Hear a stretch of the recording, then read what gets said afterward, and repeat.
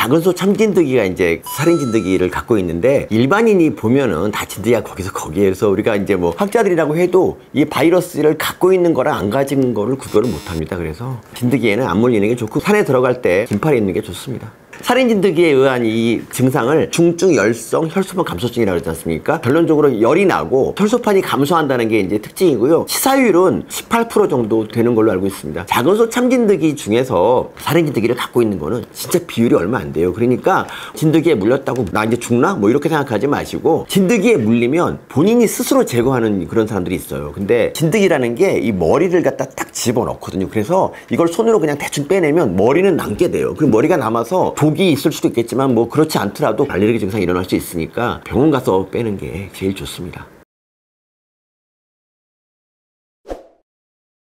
우리나라는 그 이질아메바가 거의 없는 나라고요. 하천에 이질아메바가 있으려면 누군가 이제 대변으로 공급을 해야 되는데 그런 일이 별로 없기 때문에 걱정할 필요 없고, 그냥 수박은 그냥 시원하게 맛있게 드시면 되고요. 그리고 해외 나가면 이질아메바 있는 나라가 굉장히 많습니다. 그래서 그 나라 가서는 물 같은 거를 정말 조심하고 항상 생수를 드셔야 됩니다. 그리고 약수물 같은 거를 통해서 스파르가놈이라는 게 이제 전파될 수 있습니다. 스파르가놈은 뭐냐면 야생동물에 있는 기생충인데, 이 유충이 사람 몸에 들어가면 얘는 막 뇌로도 가고 눈으로도 가고 뭐 고환으로도 가고 뭐 이런 애들이 있어요. 스파르가놈. 근데 약수물에 있는 물벼룩, 이걸 먹어서 걸리는 거예요. 그렇다고 해서 우리나라 뭐 약수물에 물벼룩이 다 있냐, 그런 것도 아니고, 물벼룩 중에서 이 스파르가놈 유충을 가진 것도 또 많지가 않습니다. 그래서 실제 환자는 뭐 거의 발생하지 않고 1년에 뭐 정말 잘해야 한 명? 그리고 계곡에 연가시 같은 게 있을 수가 있어요. 연가시는 사람을 공격하지 않습니다. 그리고 연가시는 깨끗한 물에만 살기 때문에 오히려 연가시가 있다 그러면 그건 깨끗한 물이라는 인증서예요. 그러니 재밌게 노시고 맛있게 드시면 좋겠습니다.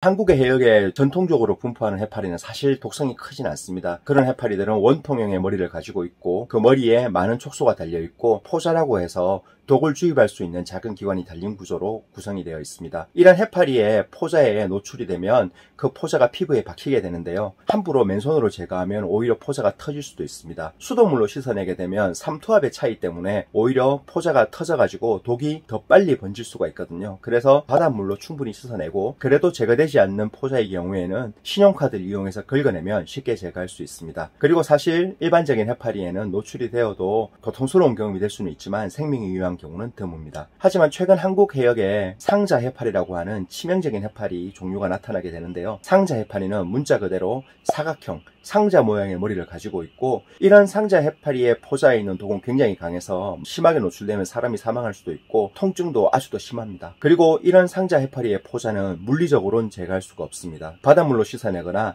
신용카드를 이용해서는 긁어낼 수가 없어요. 그렇기 때문에 화학적으로 중화하여 제거하는 수밖에 없기 때문에 그 노출된 피부를 식초에 최소 30초 이상 담그어 놓으면 식초와 그 포자가 반응해서 화학적으로 제거되게 됩니다. 그리고 이런 해파리 외에도 최근에 제주도 해역을 중심으로 해서 파랑꼬리 문어라고 하는 아주 작은 5cm에서 한 10cm, 15cm 그렇게 되는 아주 작은 문어들이 발견되고 있는데요. 크기는 작지만 이빨이 굉장히 강력해서 얇은 옷이나 잠수복도 뚫을 수 있습니다. 자극을 받으면 파란색의 고리가 아주 선명하게 나타나거든요. 테트로도톡신이라고 하는 강력한 독을 가지고 있고 보고독과 유사한 성분이기 때문에 파랑꼬리 문어에 물리게 되면 빨리 응급실을 찾아서 적절한 조치를 취하지 않으면 바로 사망할 수도 있으니까, 제주도나 그런 남부지방의 해역에서 굉장히 이상한 모양의 작은 문어, 예쁘다고 이렇게 가까이 가서 좀 찔러보니까 아주 선명한 색의 파란 고리가 나타난다. 그런 경우에는 그거는 맹독성의 생물이므로 함부로 건드리지 말고 피하시는 것이 가장 좋습니다. 그 다음에 또 우리가 산을 찾을 수 있는데요. 사실은 여름철에 산에서 가장 문제가 되는 것은 아마 말벌 혹은 땅벌이겠죠. 근데 사실 망벌이나 땅벌이 의도적으로 사람을 공격한 경우는 드물고요. 대개는 벌집이 있는 것을 잘 알지 못하고 지나가다가 벌들이 자기 집을 보호하기 위해서